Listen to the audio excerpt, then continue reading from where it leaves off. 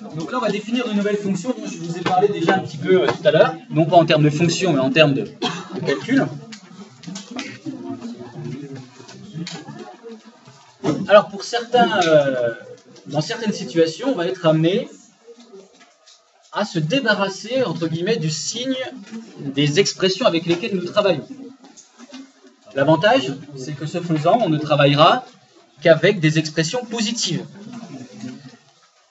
Et cette écriture-là, on va la voir, est surtout extrêmement pratique lorsque notamment on doit exprimer des expressions qui doivent être nécessairement positives, mais qui à l'intérieur ne sont pas forcément positives.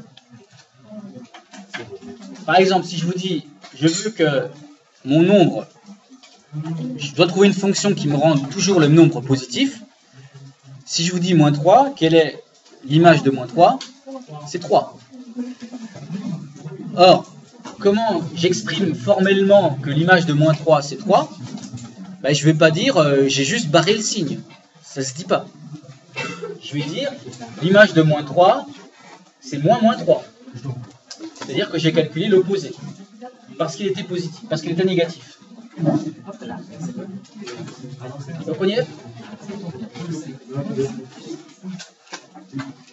Alors, la fonction valeur absolue. Dans sa définition. Donc la fonction valeur absolue est une fonction définie sur R, c'est-à-dire que je peux prendre tous les éléments de R qui existent. Et cette fonction, qu'est-ce qu'elle va faire? L'image de x, ça va être lui-même si ce nombre est positif. L'image de 5, 5. L'image de pi, pi, etc. Par contre, l'image de x sera son opposé si x est négatif. L'image de moins 3, l'opposé de moins 3. 3. Donc au final, qu'est-ce que j'obtiens? J'obtiens un résultat qui, quoi qu'il arrive, est toujours positif. Et si je réfléchis bien, eh bien, de manière très simpliste, l'image d'un nombre, c'est le nombre sans le signe. Si je veux faire un petit raccourci littéraire. Et voici l'expression formelle de cette idée qui est de dire que l'image d'un nombre, c'est le nombre sans le signe. C'est comme ça que je dois l'expliquer mathématiquement. Donc, vous voyez, un peu plus complexe. Alors, au lieu de se balader avec cette accolade et en disant c'est x positif, c'est moins x négatif, on le note avec 2 barres. Et on lit x associe, et ça se lit valeur absolue de x.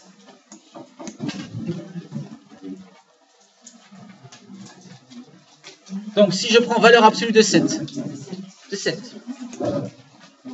valeur absolue de moins 3, c'est 3. Valeur absolue de 1 moins pi.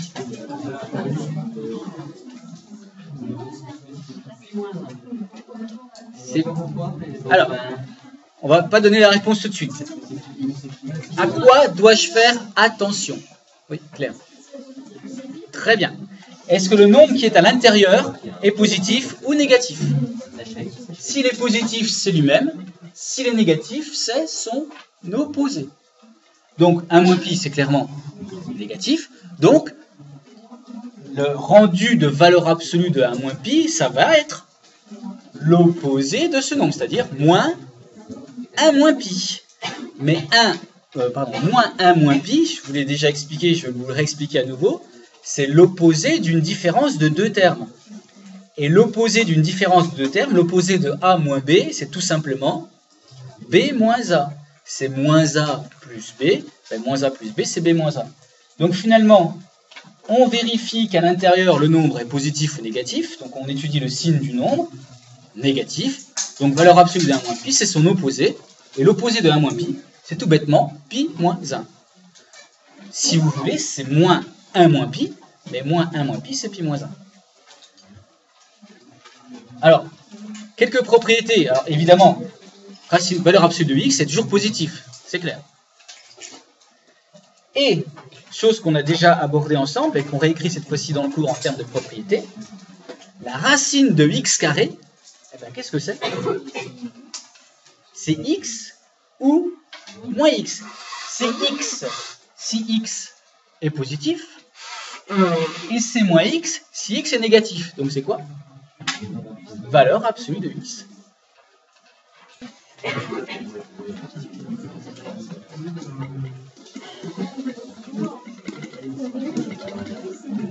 Ça c'est faux. Vous ne pouvez pas écrire ça. C'est archi faux. C'est x ou moins x. Et ça dépend uniquement de quoi? Vous l'avez du signe de x. C'est-à-dire que, voilà ce que vous allez dire. Vous allez dire que le racine de x au carré, c'est x si x est positif. Racine de 5 au carré, c'est 5. Donc c'est le même. C'est le 5 du départ qui donne le 5 d'arrivée.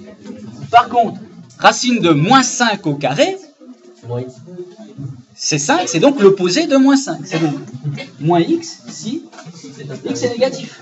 Or, cette fonction, je viens de la définir à 30 secondes. C'est quoi qui me donne x si x est positif? C'est quoi qui me donne moins x si x est négatif? C'est la valeur absolue. Et donc, ce qu'il faut écrire, c'est que la racine de x au carré, c'est valeur absolue de x. Ça, c'est juste. Pas bien.